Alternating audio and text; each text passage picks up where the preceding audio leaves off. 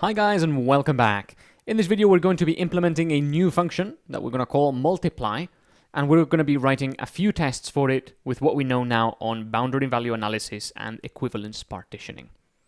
Let's start by writing our function, which I'm going to call multiply, and what it's going to do is it's going to take any number of arguments, and each one is going to be either an int or a float. Notice that by doing star args, which by the way you can do star values or star a or whatever you want, by doing that, this function will be called like this, 359. You can pass in any number of arguments here. You don't have to pass in a list of arguments or anything like that. Just separate individual arguments to this function is what the star means in front of args. Okay. So now we've got that, and what we're going to do is check if the len of args is 0, and if it is, we're going to raise a value error, and we're going to say that at least one value to multiply must be passed, and do make sure to use the right brackets there.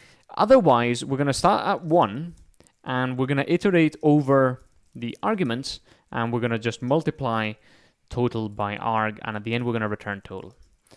Very naive, very simple multiplication method, by far not the best one, but simple enough. However, if you look at this code, it may not be immediately obvious everything that it does and potentially all the different paths that code could take through it. So it is always good to write some tests when you have a function like this one, so that you can show people that look at the tests everything that you know about the function, and also so you can set in stone how you expect the function to behave. That way, if that changes later on down the line, some of your tests will fail and you'll be able to identify exactly what's changed in your code in case you didn't realize. So what we'll do is we'll start by testing a multiplication where the values or the arguments is empty. So we'll say test multiply empty, and then we will come here and say with self.assert raises a value error.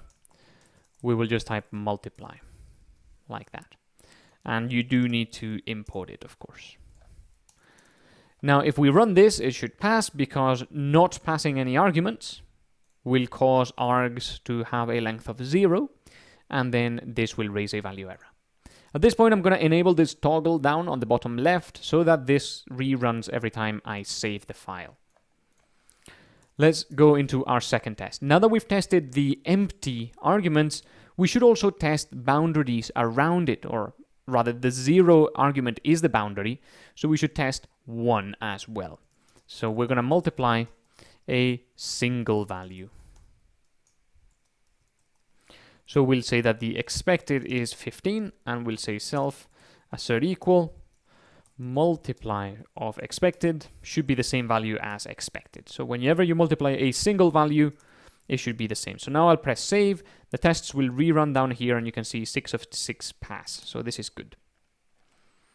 Next up, we will try to multiply 0, because this could be a boundary, or rather it is a boundary that I've thought could potentially behave differently depending on the implementation of the function. So we'll say test multiply 0, and we will go for 0 here and type assert equal multiply of expected should be expected. What this means is if you pass in 0 to the multiply function, it is still going to multiply whatever way it is using to multiply by 0, and that means you're always going to get 0 back. I can see how some incorrect implementations of a multiply function could potentially return 1 in this scenario. Not something you would expect, but it could happen. Next up, we are going to just test the multiply function does the correct thing. So we will go ahead and give the inputs, which are going to be 3 and 5 in my case, and the expected result, which is going to be 15. And then we'll say self.assert equal the multiply with the inputs will be the expected value. Notice that I made a mistake here on purpose just to show you a couple of things. The first one is that I saved the file and the tests ran, and one of them fails, and you get here the error message. So you'll see that 15 is not equal to 3, 5. So evidently the function returned 3,5 and not 15, which is what we were expecting. So that is because we didn't pass in the numbers. What we passed in is the tuple of the numbers.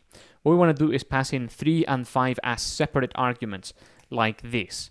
And in order to do that with inputs, you need to do star inputs. And that is going to pass exactly these values as individual arguments.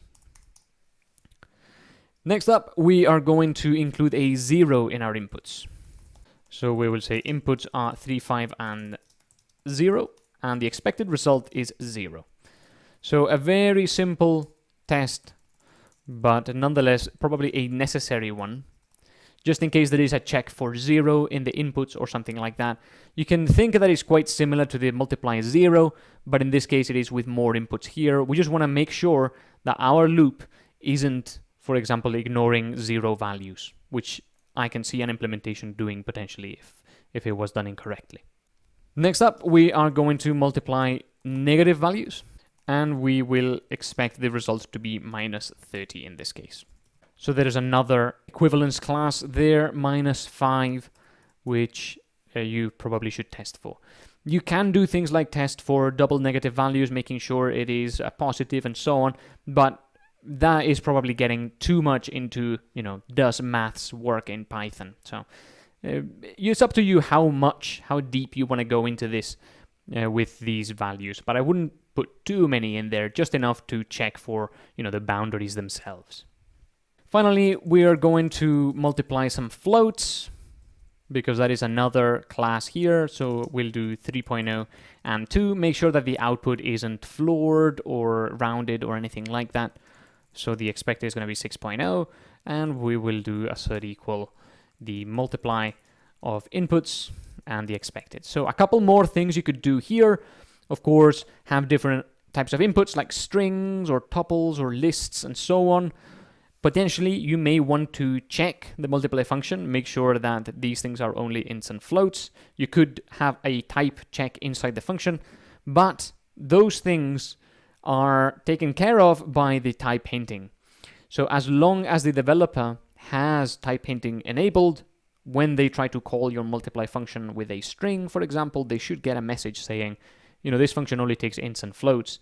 So you don't have to test things that are already taken care of by the static analysis, in this case the type hinting. This is why type hinting is a pretty popular thing nowadays, and it's a very useful thing to have in your code base, and it's something that Python hasn't had for a long time, at least not official support for.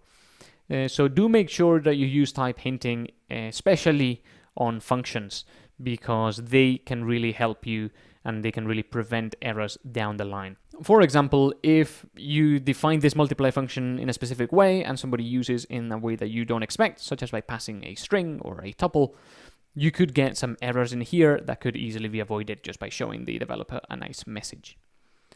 So for now, that's our tests. If you can think of any more questions you'd like to ask your function and make sure that it does it over time as your code changes, do add those in here. If you're thinking that there's a lot of repetition in these tests, you would be correct. There is quite a lot of repetition in the inputs and outputs and self-assert equal. All of these tests do the same thing. So there are Python libraries to reduce this duplication, but they are not covered in this course. I'm sure that you can learn about them by looking at official documentations and things like that. For example, a library called Hypothesis comes to mind exactly to do that. That's it for this video though. Thanks for joining me. I'll see you on the next one.